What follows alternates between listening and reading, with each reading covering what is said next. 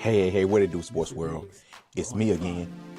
The Winner Circle podcast with me, Ray Diggs, is here, y'all. Where passion meets performance and champions are made. I'm your host, Ray Diggs, bringing you the energy, the insight, and the mindset from across the world of sports. From the locker rooms to the big stage, this is where the real ones talk and legends rise, and the motto stays the same. Winners will always win. The Winner Circle podcast with me, Ray Diggs. We are here and we ain't going nowhere. Make sure y'all tune in because we're about to go live now. Peace.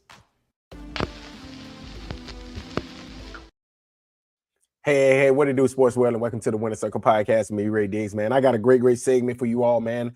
I want to talk about Caitlin Clark's behavior, man. I want to talk about why it's becoming a bigger problem for the WNBA and also the Indiana Fevers. Man, before I get started, man, make sure y'all hit the like button, the subscribe button, and also the share button. And make sure y'all give me your feedback on what you all think about this segment, because I know I take a lot of criticism when I come at Caitlin Clark and Angel Reese. And most of the time, it's speaking facts. It's not like I'm speaking something like lies. I'm telling you the God honest truth. I'm telling you what her fans don't want to accept. But I'm going to tell y'all why I think they're going to be forced to accept it in the near future. I'm going to be real with you. Now, as y'all know, Caitlin Clark has pretty much played below average basketball lately. Recent game against the Portland Fire, she was 1 for 7, 6 points. Most of them came from the free throw line. Also against Golden State, she had 16 points, six assists, 5 turnovers. She was 3 for 12 shooting. So just what do that tell you? If you got 16 points, you had 3 for 12 shooting, where most of your points came from. Most of them came from the free throw line. And that's right there how she has been playing all season. Caitlin Clark has been taking at least 8 to 10 free throws a game. But for Caitlin Clark, that's still not enough. She's belittled. She's talked bad to the referees, throwing tantrums, pouting to the referee. The things that we say about Luka Doncic, those are the things that we bash Luka Doncic about, because they say, oh, he cannot stop complaining to the referees. Well, we got Caitlin Clark over here that's doing the exact same thing, and nobody wants to take her. Nobody wants to say anything about it. Well, guess what? I'll say it. Yes, she has not performed how people thought that she would perform. A lot of people looked at her as being Steph Curry, hitting the logo 3-pointers while at Iowa, doing all the great things while she was in college. But those things has not transitioned to the WNBA. And I think that's what's making her so frustrated. I think that right there was making the coaches frustrated, because they expected to get a high-level basketball player, and they're getting a basic basketball player. Just think about this, y'all. The one thing that she could do the best was what? Shoot threes. Now she can't even do that good. She's missing at an alarming rate of 3-pointers. See, I would say y'all thought she would be Steph Curry. But Steph Curry is a special talent, bro. Steph Curry is a very is a very special talent. Everybody can't be Steph Curry. That's why he's one of one. Everybody can't come and shoot logo threes, and that's a good shot for them. And that is what we have right now with Caitlin Clark. Because now those logo shots, not even logo shots, those basic 3-point shots are not falling, and she's frustrated. But her fans are going to tell you it's the coaching staff. Her fans are going to tell you they're not calling the right plays for her. Her fans are going to tell you that they need a new coach instead of holding her accountable. Until y'all started holding her accountable, that's right there when Caitlin Clark is going to start looking in the mirror and say, you know what, maybe it is me. Because this team made it to the semifinals last season without me. And now this season, we can't seem to win. We lost against the Portland Fire, a team that y'all should have beat by 20. Y'all ended up losing by 20. So what do that tells me? That tells me that it's a disconnect somewhere between Caitlin Clark and the Indiana Fever. And that is something that we didn't see coming. Maybe it's leadership. Maybe she don't have the leadership. I can agree with that as well. I don't think she has the leadership. And I think that players play better without her because she's so ball dominant. See, we thought she was going to be, yeah, she averaged, and see, she could trick you all with the 8, 9 assists, the 10 assists. But she's averaging just as many turnovers as assists. She's averaging about 5 turnovers as well. So this is the reason why I say that the WNBA better step in and start holding her accountable, because the belittling the referees, the going back and forth with her coaches against the Portland Fire, she was sitting here going back and forth with her coach until her coach had to tell her, hey, just stop it right now, Caitlin. Just stop it. But nobody is able, and they're telling, oh yeah, why don't they bring the old coach out of retirement? Listen, man. This is the same thing that they do when it comes to Shedeur Sanders. When a person is not living up to the expectation, it's the coaching. Same thing they were saying about the last year coach. Oh, bring in Dion. Dion can't even win in college. What the hell make you think he gonna win with the Cleveland Browns? Now they want to say, why don't they bring out her college coach? Okay, bring her college coach to the WNBA. Do you honestly think that offense, hell, her college coach wasn't even winning championships in college? Iowa wasn't winning national championships. They was making it to the Final Four, but they weren't winning national championships. So we think that she can just leave here because it's Caitlin Clark. Oh yeah, she was the only one that was able to get the best out of her.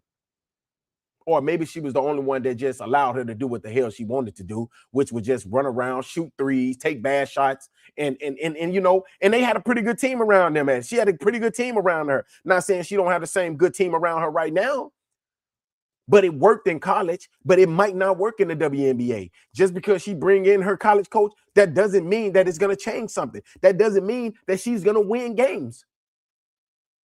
It's a leadership thing. I think that she needs to step up as the leader. And that's the reason why I think that the Indiana Fevers, I think they have a big problem on their hand. Because you got to think about it, man. She cries so much for fouls, right? You're shooting 8 to 10 free throws a game. How many free throws you want to shoot? Damn.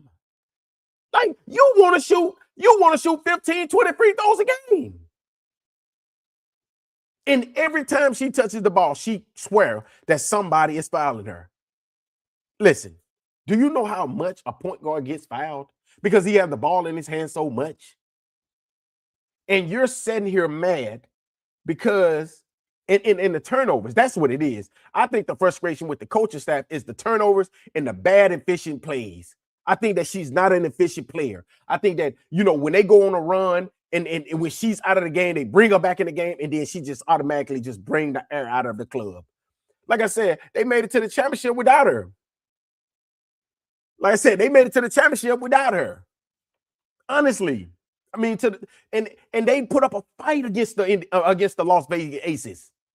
They put up a fight against the MVP and Asia Wilson. Had a chance.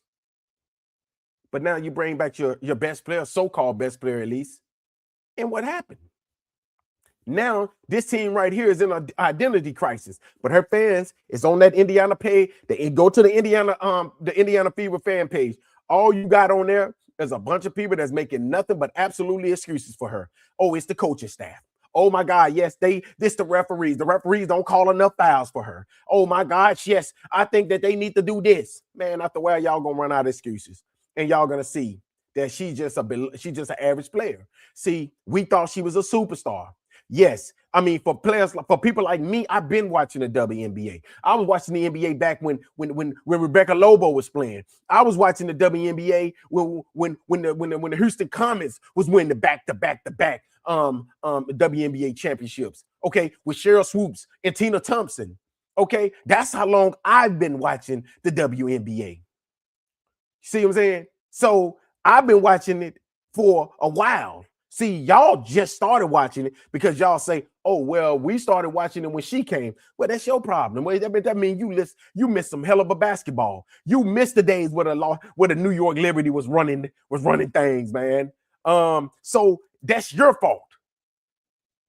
And a lot of her fans just started watching because of her. And they're mad because she ain't living up to their expectations. This man right here said, Caitlin Clark was on a team with an intelligent coach, and she lost 2 times in the title game. Man, we don't celebrate losing in the championship games.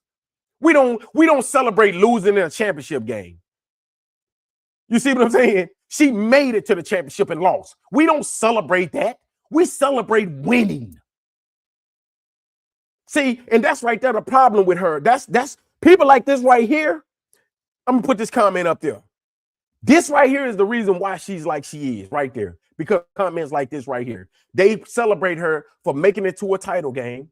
And oh my God, she's the face of our league. She can even win a championship in college, man. And damn near everybody win. I mean, just think about it. This is the reason why right here. You want to blame a coach. The coach ain't turning the ball over. The coach ain't missing shots. This her missing shots. This is her turning the ball over. Stop trying to blame the coach. But you know what? One thing, and this right here is what I say about this generation right here.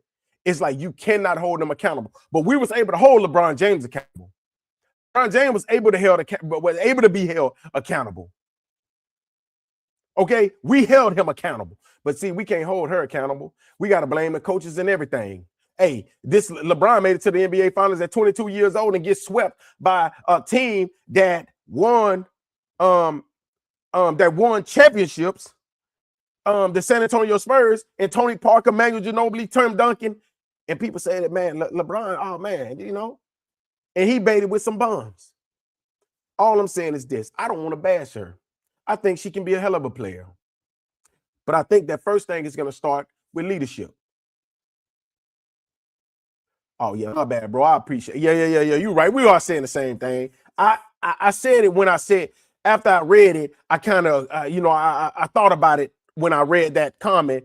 And then I read it back in my mind again. And I was like, oh, shit, we saying the same thing. Oh, yeah.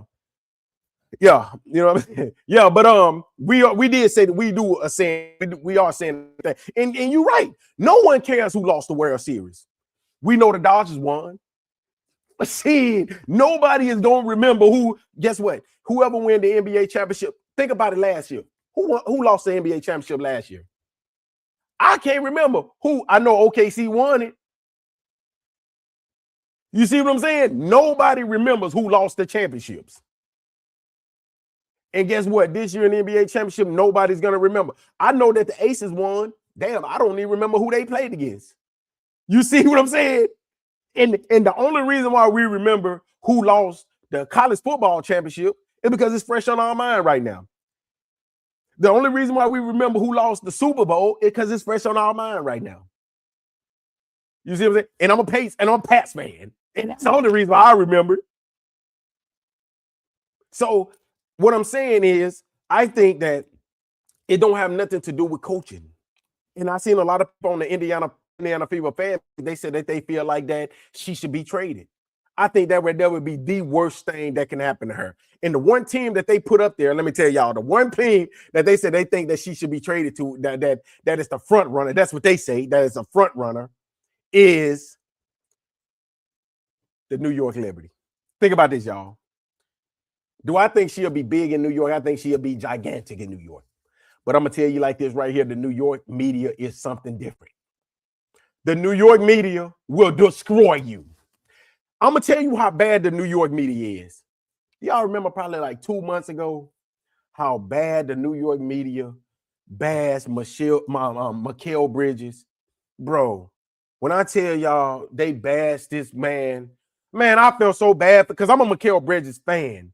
But they bashed this man so much in the New York media like 2 months ago. Now they're in the NBA championship, but 2 months ago, they was bashing this dude so bad. I never seen nobody being bashed the way they was bashing this man, Mikal Bridges. And I'm going to tell y'all what's crazy is Mikal Bridges ain't half of the star of Caitlin Clark. He ain't even half of a popular player than that. And just think about what the New York media was doing to him. That's all I'm saying. The grass ain't always greener on the other side. I think that she's in the perfect place. I think that Caitlin Clark is in the perfect situation. but she's gonna have to take advantage of what she's gonna take advantage of being in on that team. She's gonna have to become a team player. She's gonna have to become better with the basketball. Stop turning the ball over so much. She's gonna have to, hey, exact Pete. Man, she ain't built for that New York meter. They'll crucify her, bro. She ain't built like that, dude. I'm telling y'all, man. That New York meter, you dude, it is something different, man. I'm saying they was bashing Mikal Bridges, and let's be real. What number is Mikal Bridges is on the as the best player on New York? Jalen Brunson is the best player. The second best player is probably Karl Anthony Towns. Okay, the third best player could possibly be Josh Hart or Mikal Bridges. Let's just say Mikal Bridges, Josh Hart. So he's either third or fourth best player on the team. And think about how bad they bashed this man right here. Think about that. And you talking about being a figure, the face of the WNBA? I think, to be real with you, I'm a LeBron diehard fan, but I think that's why LeBron never went to New York. I think that is the one biggest reason why I think LeBron James never went to New York, because he know how the media might be bad in LA, but it ain't got nothing on what it is in New York. Nothing. Hey, he said, I'm from Brooklyn, New York. She can't handle it. Her stain wants her, or her stains wants her traded so they can try to destroy another locker room. Yeah. I'm gonna tell you something, Pete. I think she ruined this locker room in Indiana. I agree with you 100%. I think she has really ruined this locker room. And it kind of, you can see it. The writing is on the wall. I think that the players are pretty much sick of her. They might not never say it, but I think that they're telling their friends, their family members, that they're tired of her antics. Because there's only so much of the BS that you can take. Especially you going back and forth with the coach trying to tell you, and you going back and forth with the coach. That shit becomes tiring. And we know what we did without you. We saw how good and efficient we can be without you. With Kelsey Mitchell being the star, which she is the star of that team. We saw this. And I'm gonna tell you something. It would be good if this right here would be a better situation for Caitlin Clark if the Indiana Fever was losing when she went out last season. If they was losing and then let's just say they lost 8 straight games and we like, yeah, it's the Caitlin Clark effect. But no, they went on a run without you. They was winning without you. And then people trying to put up these stats. They're 8-5 without her. They 16-15 with her. I mean, they're 16-15 without her, and they're 8-5 with her. Man, those stats look identical. Like I'm talking about the points per game was damn near identical. The assists per game is damn near identical. I think it was off by maybe 4 or 5 assists. That's it. So she ain't making a big. Now I'm gonna tell you, she ain't making a LeBron James. Like when Curry's missing games for the Warriors, you know Steph Curry's missing. If Kevin Durant is missing games for the Houston Rockets, we see what happened. LeBron James missing games for the Los Angeles Lakers or the Cleveland Cavaliers or the Miami Heat, you're gonna know that he was missing. Okay, Shai Gilgeous-Alexander is missing games for OKC. Yes, you're gonna know that they're missing. We couldn't even recognize that she was missing. When she was missing, they was winning. Now she's back. The turnovers is back. The going at the referees, bashing the referees. But the WNBA is going to allow her to do whatever they're going to allow her to do whatever she want to do. You know why? Because the WNBA have to keep Caitlin Clark happy. And that's the reason why they're going to allow her to do whatever it is. Do I think they're going to reach out to the Indiana Fever and Caitlin Clark and tell them to maybe tone it down? But they're not going to do nothing to her. They're not going to fine her. They're not going to say anything to her because she's the face of their league. And guess what? The WNBA have invested so much money because they're hoping that Caitlin Clark and Angel Reese and maybe Paige Beckers can save the WNBA and get them to the next level to where they want to be, which I don't know if they're going to get there because all these players are just basic players. I'm not saying they're not hell of a player, but I don't see none of these players being like Maya Moore. I think that the WNBA should invest in more money into Maya Moore. I think that the WNBA should invest in more money into the Diana Taurasi, the Sue Birds. I think they should invest more money into and try to push Asia Wilson as being their face of their league. And the one player that I think is getting ready to come up that I think could possibly save the WNBA and be the face of their league, and it's Juju Watkins from USC.